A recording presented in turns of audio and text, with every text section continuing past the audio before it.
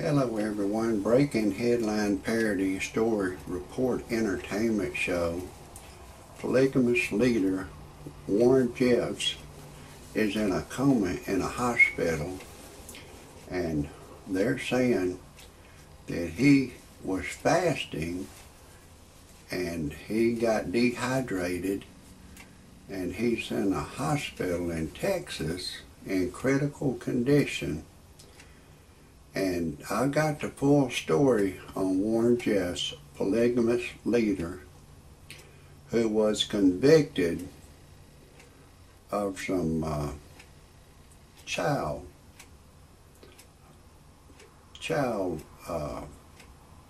sexual stuff against him, and a jury sentenced him to life behind bars. This is a very serious situation, but I've got to tell you my disclaimer before I continue for legal purposes. Everything in my parody report entertainment show is a parody.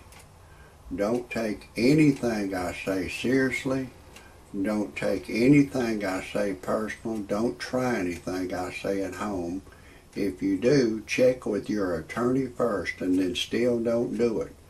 I am a professional. No amateur should ever try anything I say.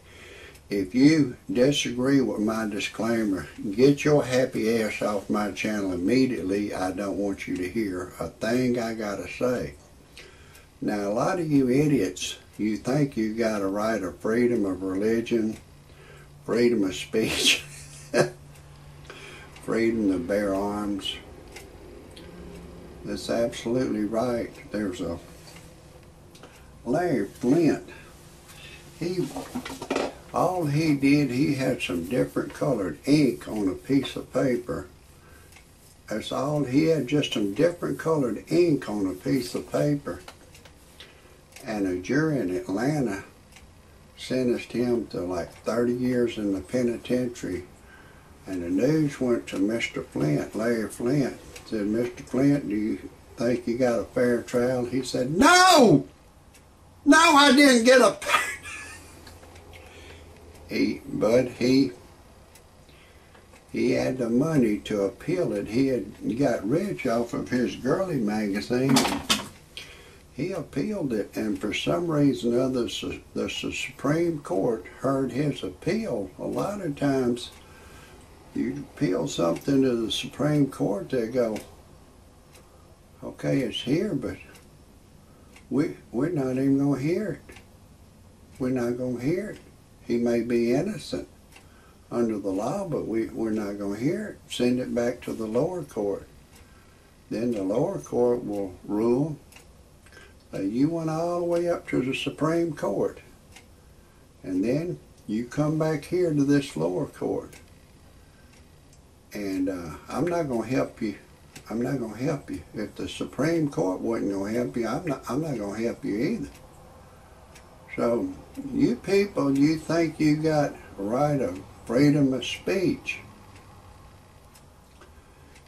I will guarantee you, you do not have a right of freedom of speech. Now, if for some of you idiots that don't believe me, get out on your property and go out by the street, and all the cars coming by go, fuck you, and kiss my ass. It won't be long before somebody call the police to you and say, police will come over and say, what are you doing? You go, well, I'm exercising my right of freedom of speech and freedom of expression. And to you, Mr. Police Officer, fuck you and kiss my ass. They'll whoop you, they'll hurt you, they'll put you in a coma, they may kill you. That's from some of you idiots that think you've got a right of freedom of speech. You idiots that think you got a right of freedom of religion, it's the same thing. A lot of you people,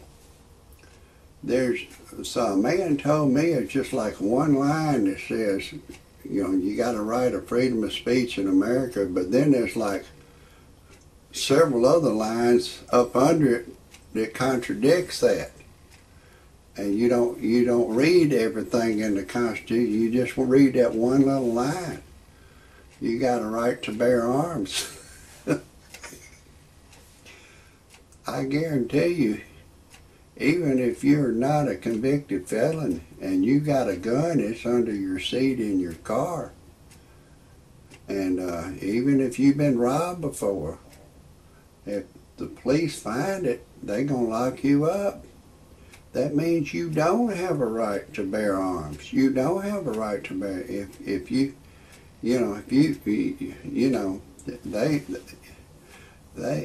when they wrote that Constitution, they didn't say nothing about you got to have a permit, you got to have all this other shit to bear arms. They just meant you got a right to bear arms. When the Constitution was written, you had a right to bear arms. You had a right of freedom of speech, but not anymore. So I think some of you idiots that's listening to my show, you need to realize you do not have a right of freedom of speech. You do not have a right of freedom of religion. And this Warren Jeffs, he will spend the rest of his life in the penitentiary. They have shaved him bald-headed. He is a religious prophet, they say. And I believe he's a real spiritual man myself. And he thinks he's got a right of freedom of religion. No, that's absolutely not true. You see where he is at. For the rest of his life, he will never get out of the penitentiary again. He's there. Only way he's going to get out is, like they say, in a pine box. Now, I want to tell you who I am. I know you've been entertained, and I'm Rodney Dangerfield's cousin. That's why I'm so great. I've got the Dangerfield blood in me. And of course, most of y'all know my cousin is deceased.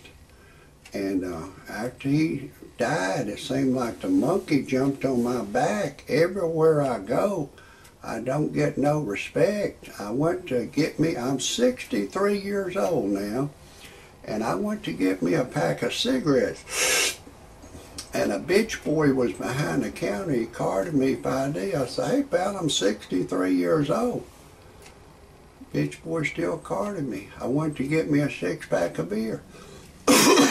Another bitch boy was behind the counter and he carded me for ID. I said, hey pal, I'm 63 years old. I went to a family restaurant and I went to pay for my food. Another bitch boy was behind the counter and I said, hey pal, I want my senior citizens discount. He carded me for ID. I took my wife to a dude ranch. She left me for a black dude. My wife turned gay on me. One day my wife and I was fixing to make love and she was just on the bed, naked, staring in the sky. I said, well, honey, what's wrong? You can't think of anyone to fantasize who you had sex with? She said, no. People ask me, why would your wife leave you for a black dude? I go, well, I guess she wanted to get back with her own color. But anyways, I divorced her and I went on the internet to freepornphonesex.com. It's a recording of a girl. She'll say, hey lover boy, I'm having a party in my mouth. Would you like to come? If we're alone together, I'll give you permission to do anything you want to do to me. You can go in the front door, back door, side door. I don't care. I love it all. I have to admit, it got my ding-a-ling excited.